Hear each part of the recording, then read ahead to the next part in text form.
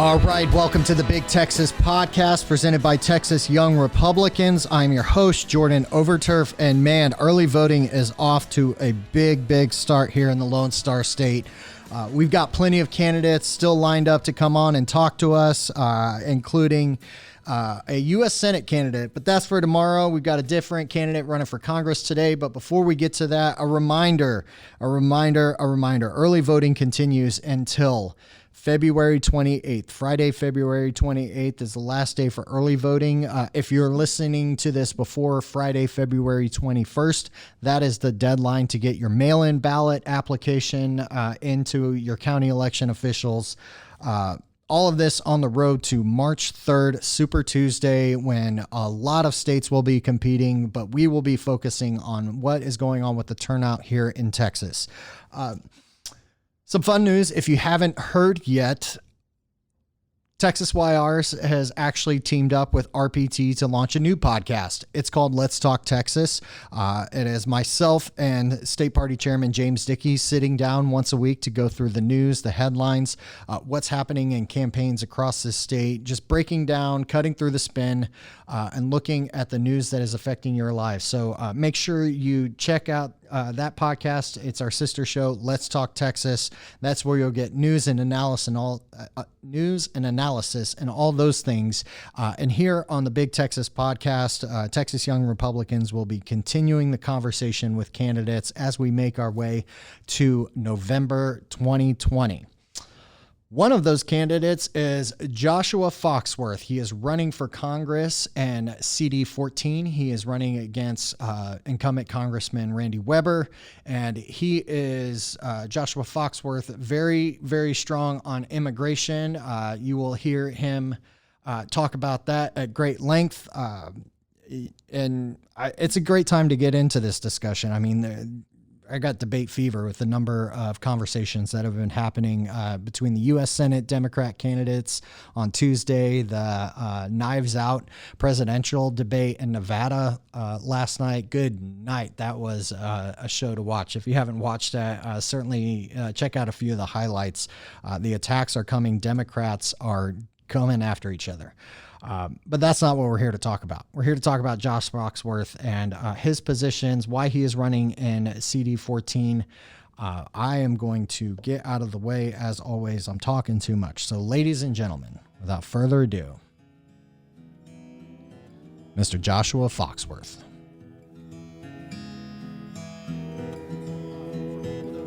About you, Josh, can you just give us a quick rundown on your background and experience? Sure. I'm a newcomer to politics in terms of I've never really held an office before. I've been around for a while helping people here and there. I was born and raised in Beaumont, which is on the eastern part of the district. When I turned 18, I enlisted in the Marines as an infantryman, but I spent most of my time in a special operations group called Marine Recon. When my time in the service was over, I moved to Austin and got a bachelor's and a master's in aerospace engineering from the University of Texas at Austin. Then I married another aerospace engineer and we moved down here to this area and started working in the space program. I worked on the shuttle program for a few years. I designed some parts for the Orion capsule.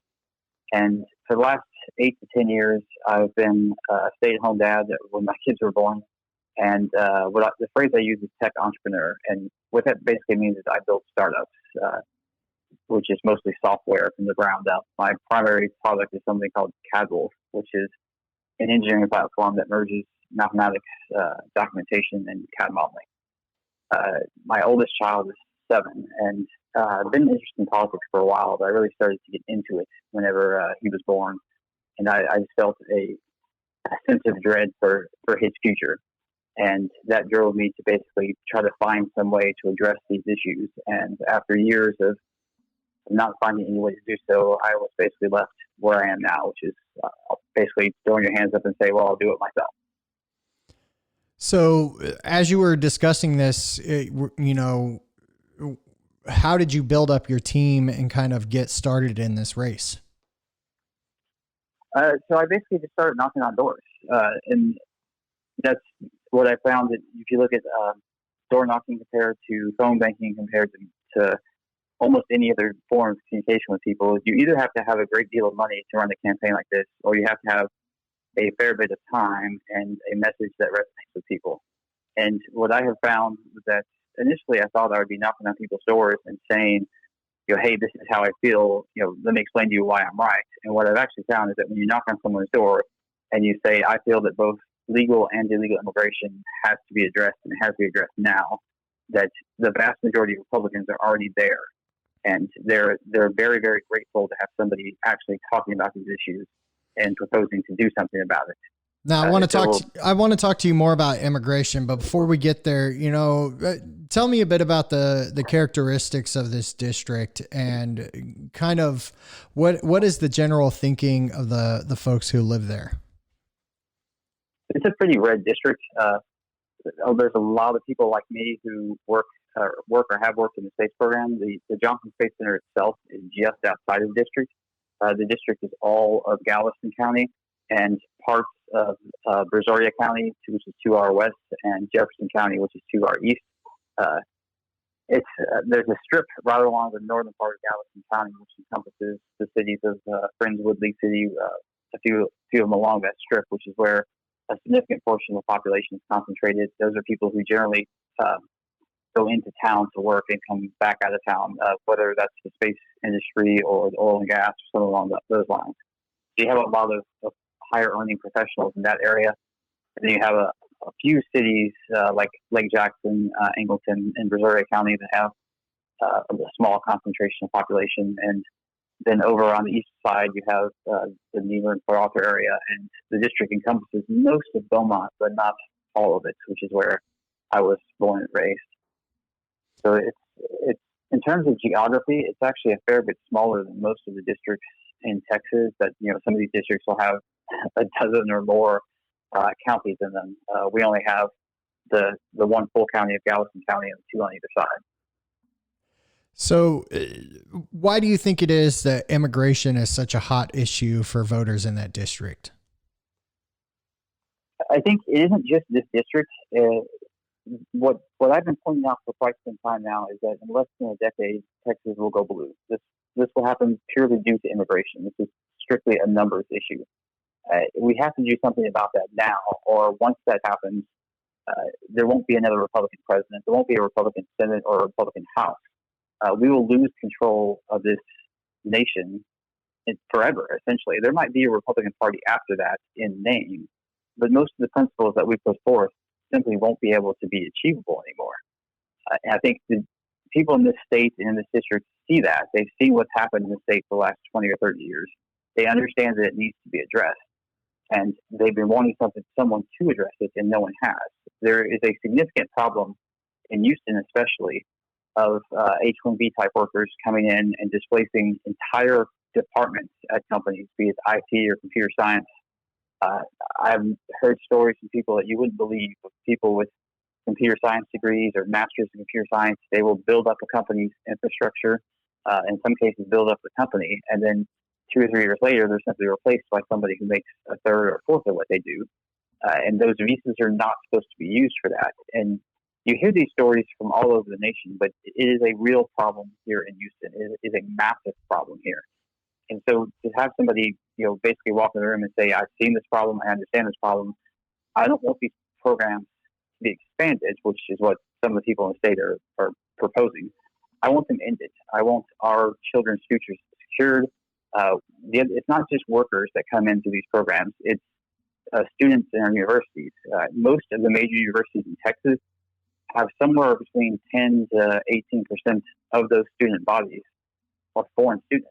And oftentimes it's actually higher than that, especially when you start to look at grad schools. When I went to the University of Texas, when I was in grad school for aerospace engineering, I would say less than half of the department's grad students spoke English. We're basically pushing our own kids out of our universities, out of these degrees that we want them to go into. These are kids that will be the leaders of the next generations, your engineers, your computer scientists, your chemists, and we're actually educating foreign citizens in the spots that are supposed to be there for our children. And so, it's not only going to be destructive for their future, it's destructive for the entire nation's future. And I think everybody has seen that. Are you saying that when you go to, if elected and you go to Congress, that one of the first things you're going to do is repeal the Dreamer program, which is funding that percentage of immigrant students? So what I'm proposing is to simply demand that the laws which already exist simply be enforced. In 1986 or 87, we passed a series of legislations, everything from Mazzoli Simpson to an Immigration Control Act. And part of the Immigration Control Act was penalties on employers that hire illegal aliens. It's a certain amount the first time, certain amount the second time, certain amount the third time. Those laws have existed since then, and we simply do not enforce them. If we simply enforced those laws and made it clear that we're going to enforce them, you're going to find fewer and fewer employers that are willing to take that hit to hire illegal aliens. And just once they can't get work, once they can't get health care, and they're not supposed to be on welfare, but many of them are. Once we ensure that that's not happening, you're going to find that a lot of these people simply return home because they have no more reason to stay here. And I'm proposing first to do that, and second to push to rework the legal immigration system to something that actually works for Americans and not for foreign citizens and not for multinational corporations. So what do you say to the critics who push back on this idea that we, just crack down on the work visa programs? What do you say to the critics who say that doing so and forcing out that immigrant population will cripple Texas's economy and the groundswell of folks in the service industry and below that are filling those jobs? Well, so the overabundance of labor, be it physical labor or intellectual labor, always distorts the market, and it basically crushes the middle class. If you are an American worker and you're doing one of these middle class, lower middle class jobs, the service industries that you're talking about, the removal of people who are not supposed to be able to work those jobs, who are coming here and working them at insanely low wages, your wages for working those jobs are going to go up, and they're going to go up quickly and dramatically. That's going to happen across the board. I understand that this would be a drastic change to our economy, and there, of course, are going to be negative aspects to it. But in both the short run and the long run, this would be a massive uptick on the living wage of the people in this nation.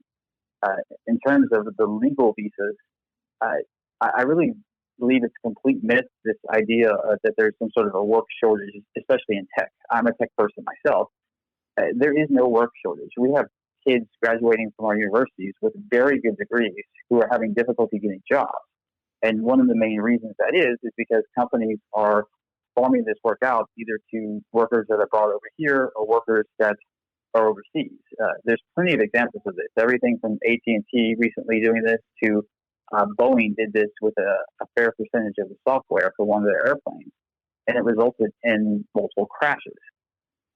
This idea that actually enforcing our laws, actually not allowing our workers to have to compete with the workers of the entire world is somehow going to be bad for us. I cannot buy into that at all. But that sounds like a bit of a pushback on free market principles, right? The free market. It's one thing to say that companies should have to hire verified, citizens to work within the United States, but it's another to say that a company can't take its business elsewhere in order to bring down costs to further the profits for shareholders and also be able to modify market price so that it is affordable for their customer base, right? Well, a company is perfectly welcome to take its business elsewhere. What you have to understand is that a nation is not its GDP. A company does not have some sort of a right to say, you know what, I don't want to pay my workers this much, and no one here in this nation will work for this much. Therefore, as a free market principle, I'm going to go grab these people from this other nation who are willing to work for a third of this price just so they can come here, and then bring that in here. That is not a free market. That is just, I don't know what the word for that really is. It's insanity. But a free market does not mean that borders do not exist. A free market exists within the borders, and it exists for companies to interact outside of those borders. But a free market does not simply mean, hey, I want to pay some insanely low wage for work, and no one here will work for that, so therefore I'm going to go find somebody that will. So what you're saying is that there are tech companies out there that are going and they're hiring illegal immigrants, or they are bringing people here illegally to work. I'm having trouble following kind of your thread on this specific issue. Okay, I'm sorry. These are legal workers through an H-1B, H-2B, any of the current systems. These programs are supposed to be set up to provide labor in places where this type of labor is not available in the U.S. So basically, you have a specific tech need, and you can't fill that with somebody from the U.S. You're therefore allowed to go out and hire somebody from another country to fill that need. That is absolutely 100% not what is happening in these programs. What is simply happening is the company doesn't want to pay as much money, so they get rid of their American workers and bring in foreign workers. Now, it's quote unquote legal. I mean, it's done through the standard H-1B process, but that's not a free market. A free market doesn't simply mean, okay, I'm going to bring in people from another nation to quote unquote legally work this job. And there are a significant number of companies that do hire illegal work. I mean, there's a reason why these people are coming here, and we have used RICO in the past to stop that, and we should do whatever we can, whatever power we have today to stop that as well. So, lay it out for us? Like, what would your plan of action be to address this issue from the legislative standpoint? Well, I think what we can do is offer a sort of a new contract with America to the American people. We simply say, hey, look, we cannot address the budget. We can't address healthcare. We can't address the education system as long as we've got 30 or 40 million people in this country who are not supposed to be here working and living and coming and going as they please and sending money out of the nation. So basically we say, look, if you re-elect us back into the Senate with a majority, you let us keep the White House, and you give us back the majority in the House, here's what we're going to do. We're going to introduce concurrent resolutions in the House and the Senate expressing the will of the American people that our laws are supposed to be enforced. You get that passed through, the president uses that as the authority to do just that. What I would prefer the president do is to take our military out of the Middle East, place them on our southern border, and then that will free up resources to enforce the laws on the interior, which is those same laws, like I said, that already exist.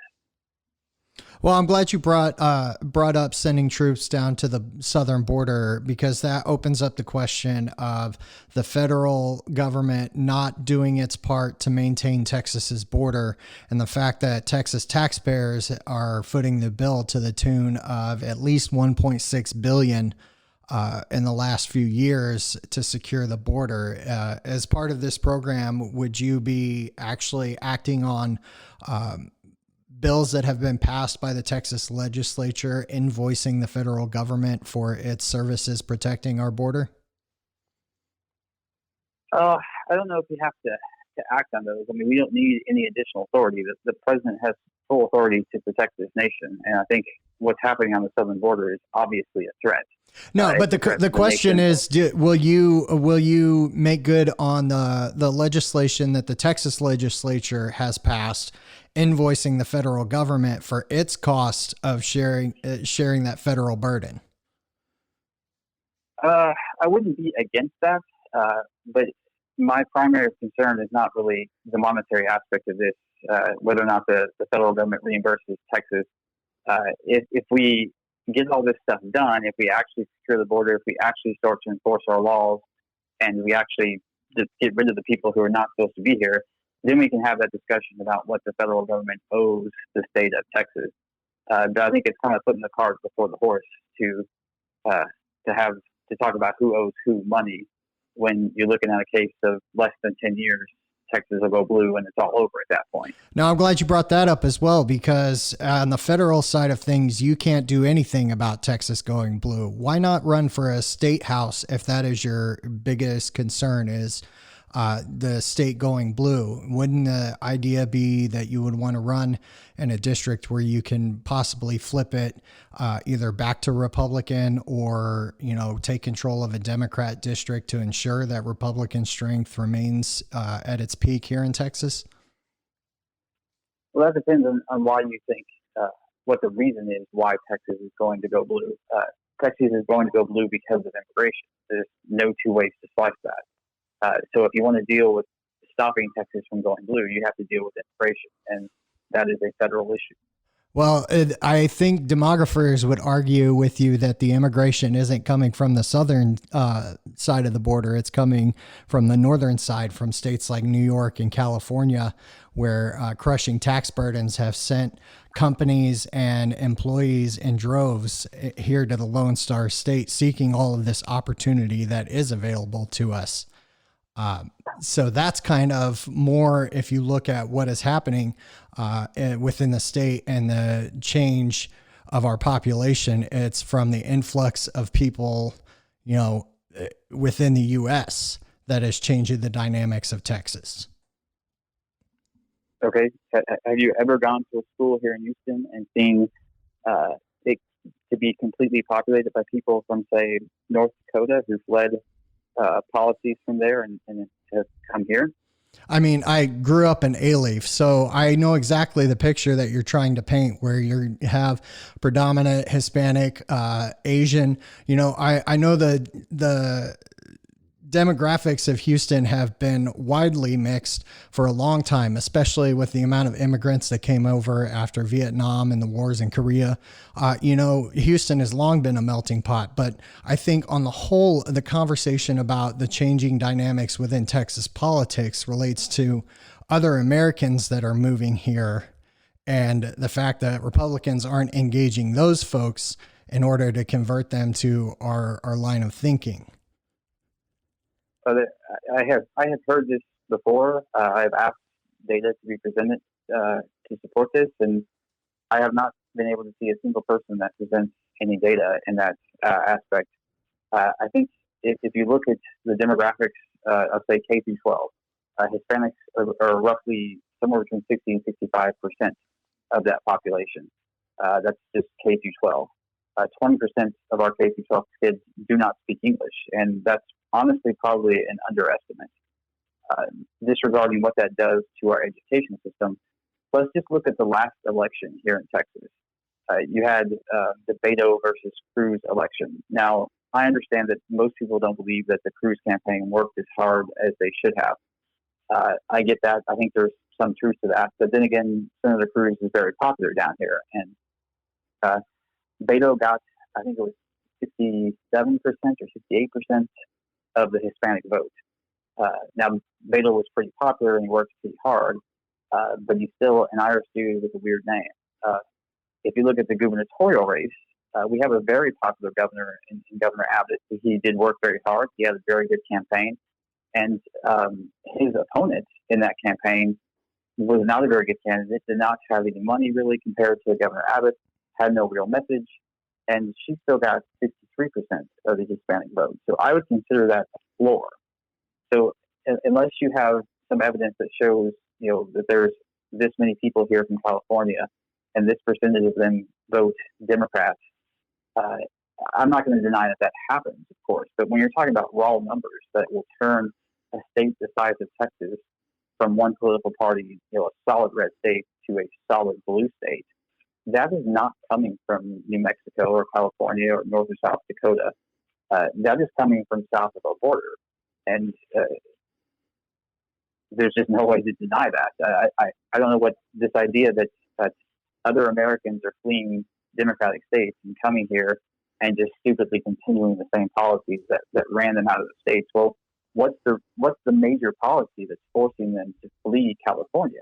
I mean, it's something the governor certainly believes. It's something he's been talking about for the last month or so, about how folks are coming here from California. And, the through line on that is, shorthand, don't California or Texas, longhand, don't bring here the failing policies that you fled.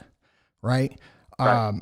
I think you also have to look at the fact that when you look at the turnout for 2018, there were significant downturns in Republican turnout for those races. And I think the Cruz Beto race is a little bit different especially when you compare it to, the results from Comptroller Hager, Land Commissioner George P. Bush, obviously Governor Abbott. The two races that stand out largely in that are the Lieutenant Governor and Senator Cruz. And a lot of people are saying that Republicans just stayed home in 2018. And I think the results of HD 28 certainly point to the fact that, when Republicans are active and involved and they're out there, they're doing GOTV efforts, they're knocking on doors, making phone calls, Republicans show up in a big way. No matter how many, failed presidential candidates you line up to come knock doors in a reliable Republican district, those folks show up and they cast their ballot to keep Texas red. So I don't want, we kind of got off on a tangent here. What are some of the other issues, though, that voters in that district are talking to you about? Because I know it's got to be more than just the immigration side of things. Obviously, the economy is a big topic of conversation for voters across this state, especially as well as the economy has been doing these past 3 years. Right. I think the major one that I get asked about the most is healthcare. Being as a lot of the people around here work in the space program, I do get asked about that a little bit. And being as I used to work in the space program, it is something I like to talk about. I think we get asked about education. Property taxes are a big deal here in Texas, but that's more of a state issue. We get asked about life issues and marriage issues quite often. We're part of that reason is because there was an expectation that something would be done at the state level, and it wasn't done this past legislature. So those are the bigger issues. I do have a plan in terms of NASA, what I would like to see done. I would like to see more control of NASA's money be given to its director as opposed to just basically Congress trying to say where things should be done and how they should be done. I would like to see I'd like to see all of the government taken off of the spend it or lose it type of budgeting. I think you can start with NASA and just see how well it works. If you especially allowed them to say, hey, look, we need to save some money because we got a big project we want to do, 5-6 years from now. Let them save 10% of their budget and not have to spend it and store that money for a later project. There's numerous things you could do like that. The primary thing I think you could do for NASA, which is something else I talk about, is end all of these affirmative action policies. It's a little difficult to explain, but the way affirmative action affects NASA is that the laws say that a certain percentage of money from all of these big contracts has to go to minority and female-owned businesses. And you can't farm out little specific aspects of the space program. So what you end up doing is you have what we call subcontractors. And it's just a company that's basically a shell company. There's a few people that work there for logistics, but it's owned by somebody who can check one of those boxes. And for someone like me to work in the space program, most of the time I have to broker my labor through these companies. So I used to work for one of these subcontractors for Lockheed Martin for the space program. So I sat in the Lockheed Martin building. I worked with everybody else. Probably about a third to a half of us were subcontractors. Yet this company was able to take about a third of my wages simply because they were entitled to that position and I was not. I have no job security in a position like that. I have no protections in any way, shape, or form. I can't be a whistleblower. I can't do anything like that. I can't get overtime most of the time. It's not a good situation in any shape or form. A lot of people still stay in those positions because they love the space program, but a lot of them look around like me and say, you know what, there's not a future for me here. I literally cannot be promoted because I'm hired into this spot and not into this company. And so we just leave. And it's been very destructive for NASA and a number of other industries. And one of the things I would like to see done is to have the entirety of the affirmative action policies stopped. Does that include within our universities where there have been recent exposés on places like Harvard and things like that, where they're scaling their admissions to meet those requirements? Absolutely. I've seen a study that showed that Latino students get the equivalent of a 180-point bonus on the SAT point bonus, and African American kids get, I think it was a 230-point bonus, or the equivalent of that bonus. That's one of those things where I just simply can't stand by and let my kids be subject to that. I was subject to that. I was still able to get into a university. Part of the reason I was able to get into university, though, was because of my military background. I don't think that I should be asked to have my kids be placed under that same system. I don't think it's moral. I don't think it's legal. And I don't think anybody else in America really accepts it either. Excellent. Well, Josh, thank you so much for your time today. If people want to find out more about you or your campaign, where's the best place to reach you? My website is www.foxworthforcongress.com. That's Foxworth, like the comedian, but without the Y, and then FORcongress.com. Excellent. Well, we wish you best of luck on the primary, and if you end up winning, we'll bring you back again before the general in November, okay? I appreciate that. Excellent. Have a good day. Thanks, you too. All right. Thank you again to Joshua for joining us. Man, it's time to get active and get out there. If you don't cast your ballot by March 3rd, then you're going to have to wait all the way. Well, I guess you can, vote in the runoff, although I don't know that you're supposed to. Someone in the corrections department looked that up. In any case, it doesn't matter because you're going to vote before March 3rd or on March 3rd, right? Early voting ends February 28th. That's next Friday, February 28th, and Election Day is on March 3rd. Thank y'all so much for joining us. Thank you to all the candidates. Thank you for those who are listening, who subscribe on iTunes, Spotify, Google Podcasts, Podcast Addict, Breaker. There's so many platforms that you can find the Big Texas Podcast on, including Twitter and Instagram at Big Texas Podcast. Also, make sure you're following Texas Young Republicans on Facebook, Twitter, and Instagram at Texas YRs. I am your host, Jordan Overturf. If you want to bug me on Twitter, you can find me at TX-YoungGOP. Until next time, friends, we'll see you down the road.